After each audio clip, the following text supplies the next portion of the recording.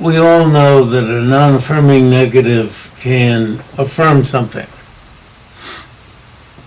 can affirm another non-affirming negative that's of the same type as the non-affirming negative itself. Why is it important that these four theses? Now, these four reasons themselves are four theses.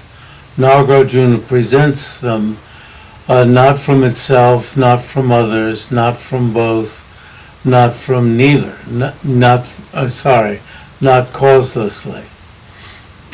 Presents them as four theses. Those four theses are the four reasons that prove that things are not produced inherently. That thesis itself proves that things do not inherently exist. So the four theses, sounds like feces, doesn't it? Blends right over. One can't help it. It's hard to keep out of mind. Themselves turn into four reasons, and then the thesis that those four prove turn into a reason itself.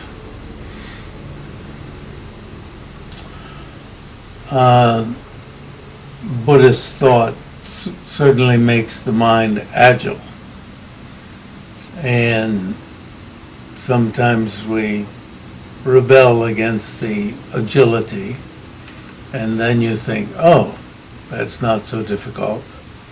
It's like a different move in ping pong.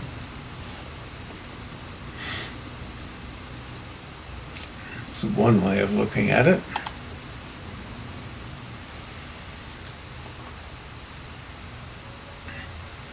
And then you realize it's not just a different move, it means something. It's meaningful.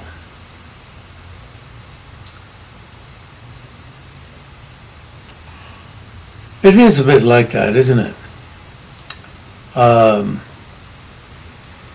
Looks like a game, and you play the game some, and then begin thinking, not just a game. There's something really to contemplate here. So, the next paragraph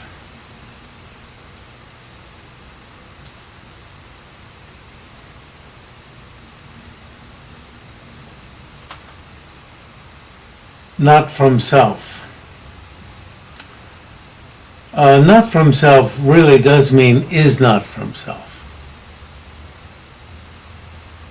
It struck me today that the Sanskrit naswata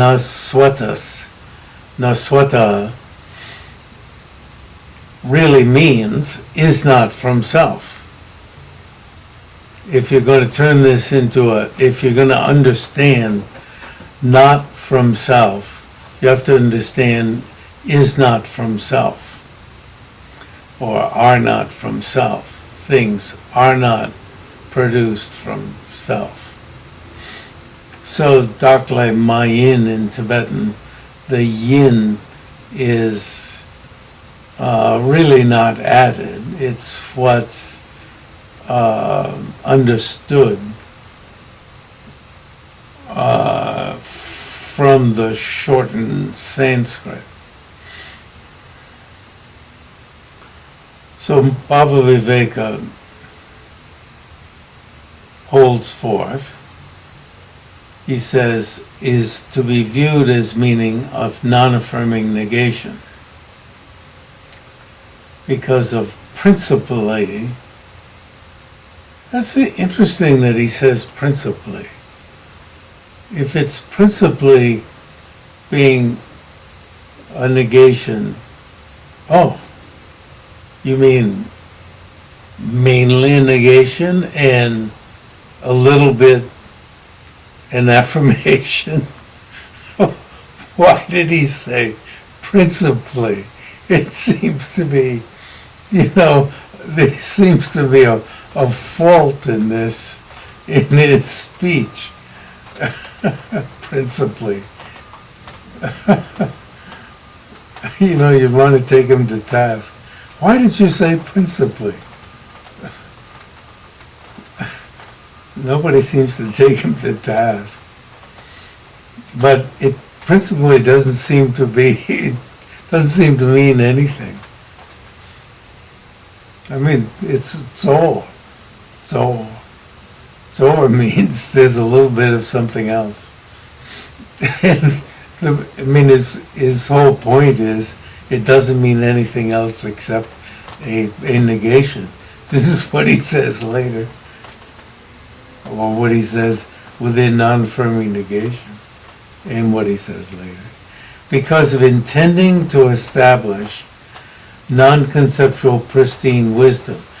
Now what this means is, what you're seeking to generate by reflecting on these four reasons is non-conceptual pristine wisdom. And now, what is that wisdom doing? It's refuting, getting rid of the entire net of conceptions.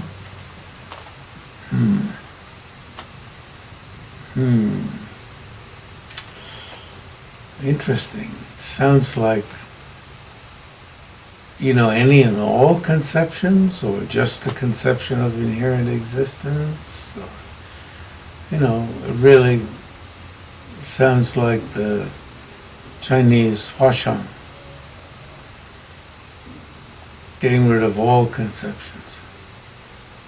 Whereas in the Geluk reading, it's the net of conceptions of inherent existence.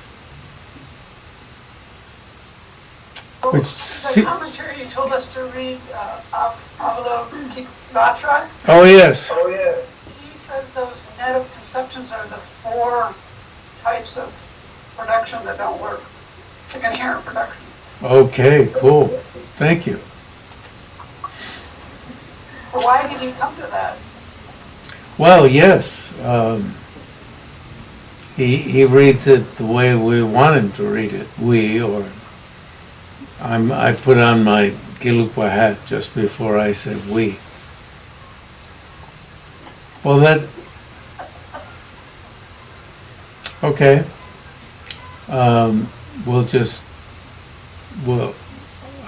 I'll say something like, that'll become clear later.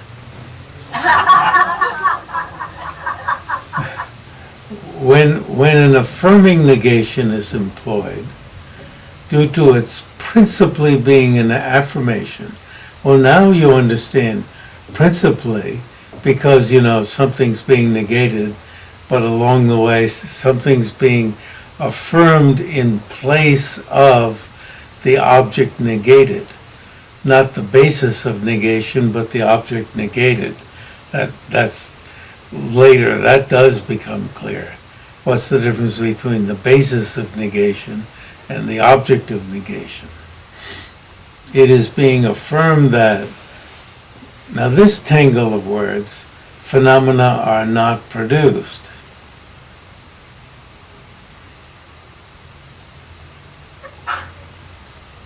Phenomena are not produced?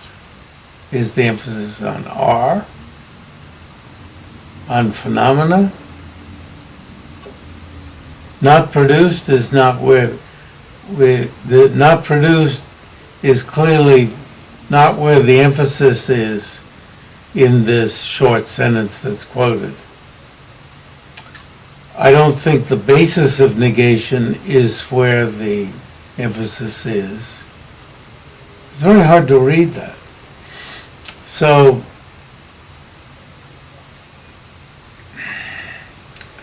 Tarba should pipe up and tell us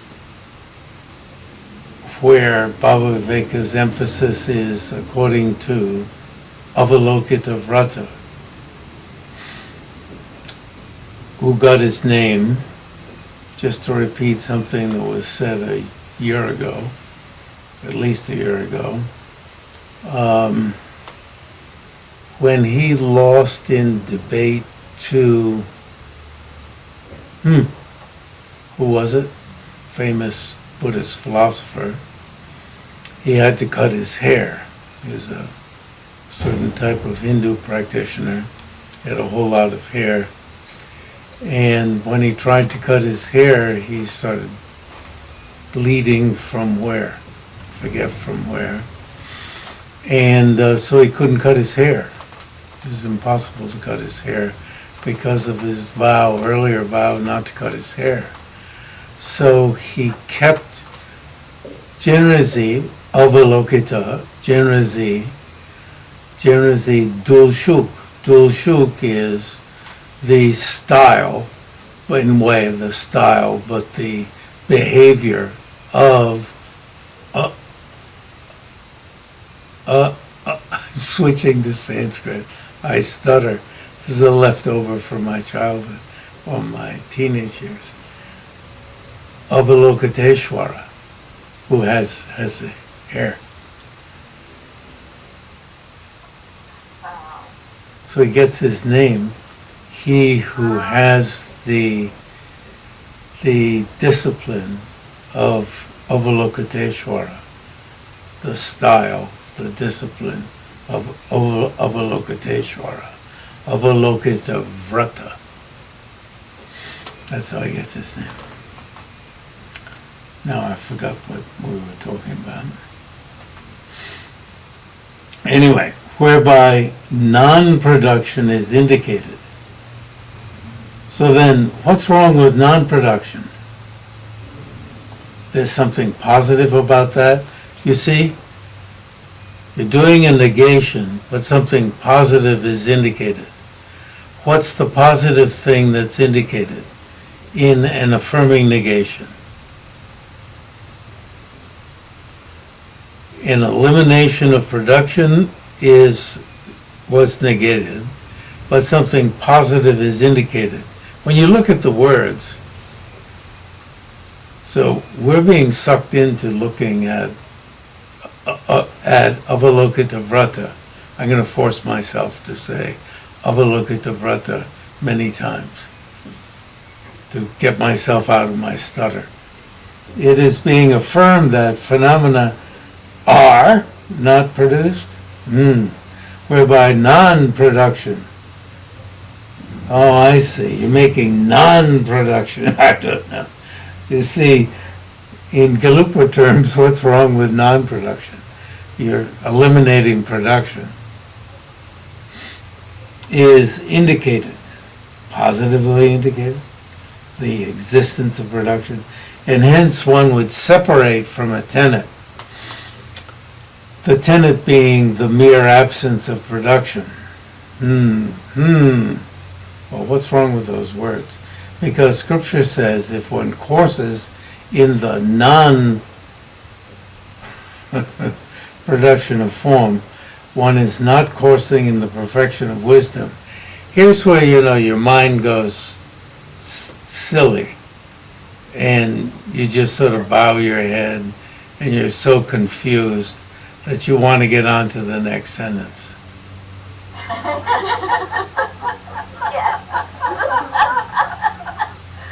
Now, if you can hold me to it, I think we get the answer in Tsongkhapa's. You can see I didn't remember it.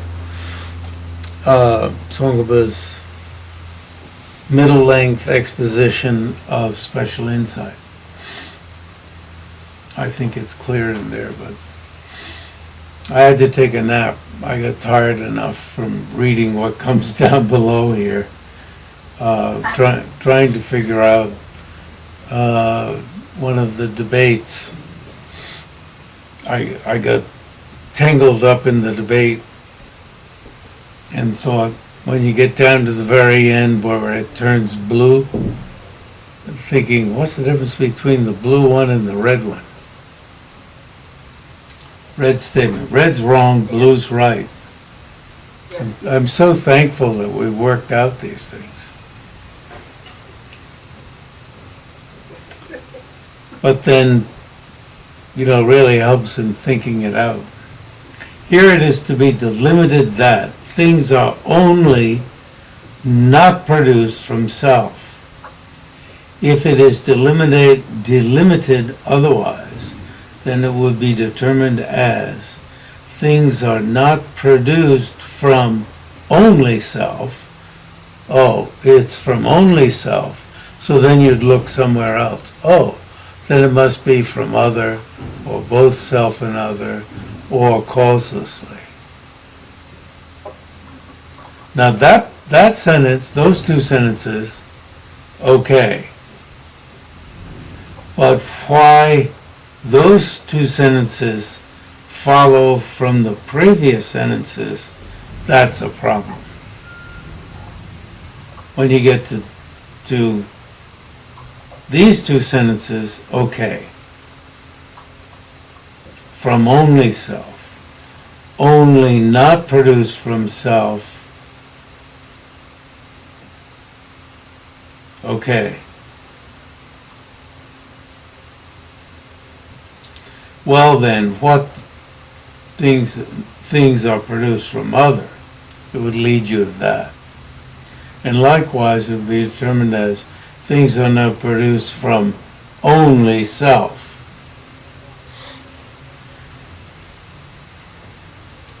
Well, what then? Things are produced from, I don't know. I would have thought from only self, that means both self and other? Yeah. Now I get wound up in that one. Now that ruined what I learned before. Hence, those also are not asserted because of separating from a tenet. What's the tenet? It is that each of these is a non-affirming negative. And you should have gotten rid of the self one when self was denied. Well, I think Tarpa's leading us to have to read Avalokitavrata. Not from self are whatsoever things ever produced anywhere. It is to be put together similarly for the other three theses, also too. And actually, the note really is needed, and Chandrakirti expects us to do just what is in that note, not from others or whatsoever things ever produced anywhere. And this is the point. The Chandrakirti is really good at making things clear. Not from self or whatsoever things ever produced anywhere. It's really clear words. Not from others or whatsoever things ever produced anywhere. Wow, how clear. Not from both or whatsoever things ever produced anywhere. Not causelessly or whatsoever things ever produced anywhere. When it is delimited that things are just not produced from self, is it not that it would just be asserted that things are produced from other? It is not. Because of wishing to express a non-affirming negation. That's where it's carried over into the consequent school. And because production from other is also refuted. Okay, we talked about a Buddha whose life is measureless. And I stupidly said that I thought there must be some way of looking on this as a positive, just a positive, and earlier, and I was just plain wrong.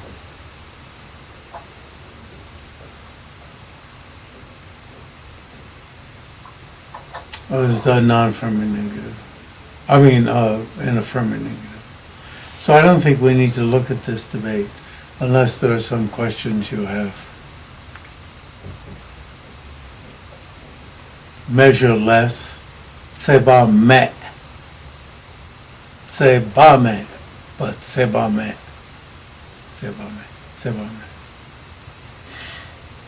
Say Actually, life.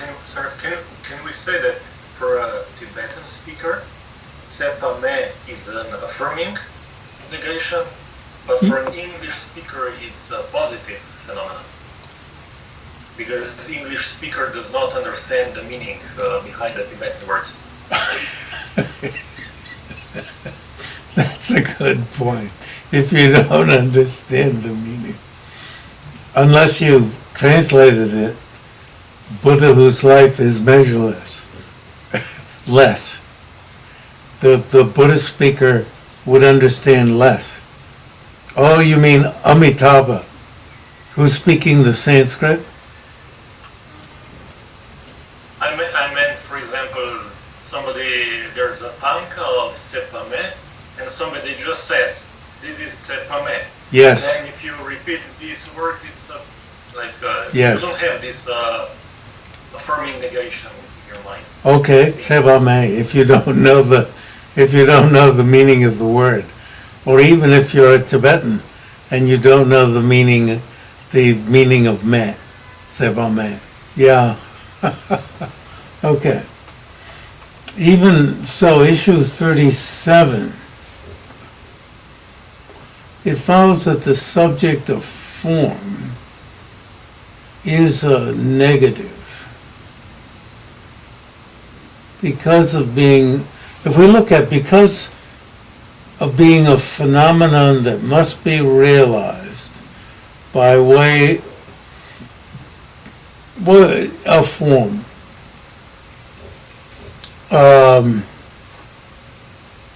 I have a hard time of keeping track of my clicker.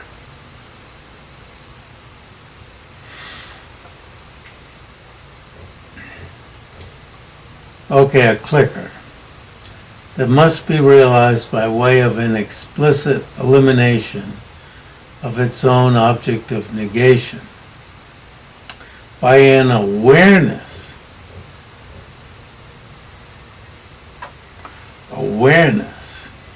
Now, among awarenesses, there are Dokpa and Dome. I don't like to use Tibetan before speaking the English.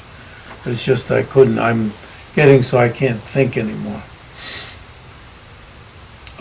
Conceptual consciousnesses and non-conceptual consciousnesses. So Dokpa and Dome. I like to use the English first because I've noticed, the mind just turns off when some other language is used first. But I couldn't think of what Dokpa is in English. Conceptual awareness is general, so it's broken down into conceptual and non-conceptual consciousnesses. So now, if we move to the very end,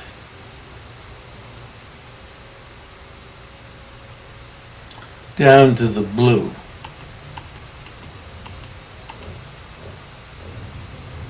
which is just a paragraph down. Because a clicker must be realized by way of the elimination of what is not itself by the conceptual consciousness apprehending it. So the vocabulary switches at the very end. You see, if you get tangled up, if you look at the end, for the blue one, it switches to conceptual consciousness. It starts out, the person is talking about any kind of awareness. Yeah. And when you directly see your clicker, you're only implicitly negating that it's not anything else. No.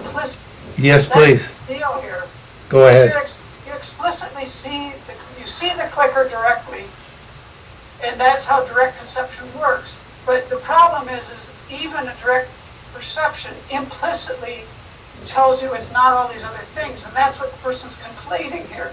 So then they have to take it apart and say that direct perception doesn't have to explicitly eliminate. If direct perception had to explicitly eliminate things for you to see something, you wouldn't be. It'd just be a mess. I mean, Yes. That's implicity. It's because things are their own entity. That's where this comes from. They're not some other entity. That's great. This is what this is pointing to. Things are their own entity. Right, which means they implicitly aren't something else. And that direct perception can deal with. And that's why the first part of this is wrong.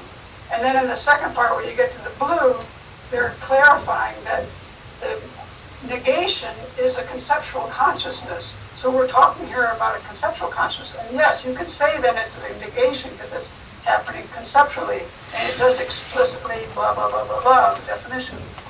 So that's what they're trying to discern here. So it goes back to why things are called, why even a clicker is called a dharma. Dharma, the word dharma comes from the verbal root dur. Dur means hold, holds its own entity. Holds its own entity. That which holds its own entity. And yeah, you've really told the whole thing. You've grasped, you've understood the whole thing. These things hold their own entity. So even if we perceive it directly with our eye consciousness, we know it. We know it. And eye consciousness is not dumb. And sometimes we who study Buddhism think that a direct perceiver, a directly perceiving consciousness, is almost like dumb. It doesn't know things. But in fact, when we go around during the day, the eye consciousness is understanding a tremendous, think about what is a tremendous amount of things. When you drive, for instance, the eye consciousness knows a tremendous amount. And what was stopping me earlier was, what is this implicit knowing? By the directly perceiving eye consciousness. Well, we've been talking about that for at least a year. That when we come into the room, our eye consciousness can deliver you a lot of information when you turn your mind to that topic. So it's loaded with a lot of information if you turn your mind to it.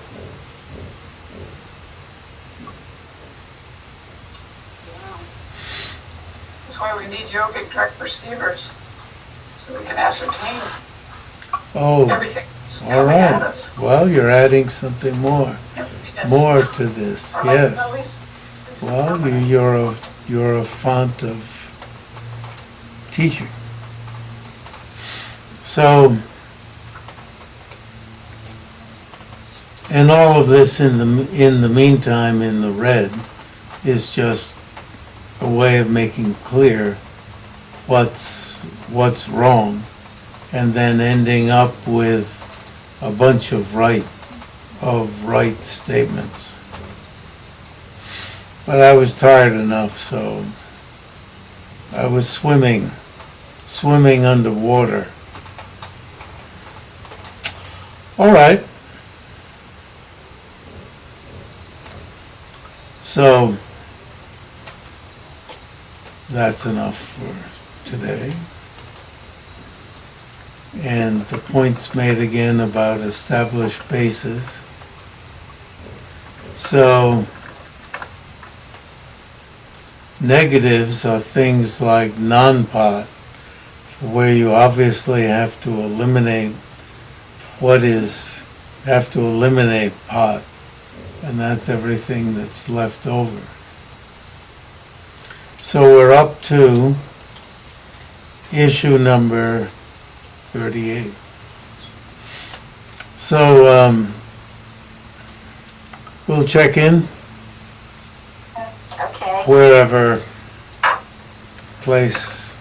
situations take us.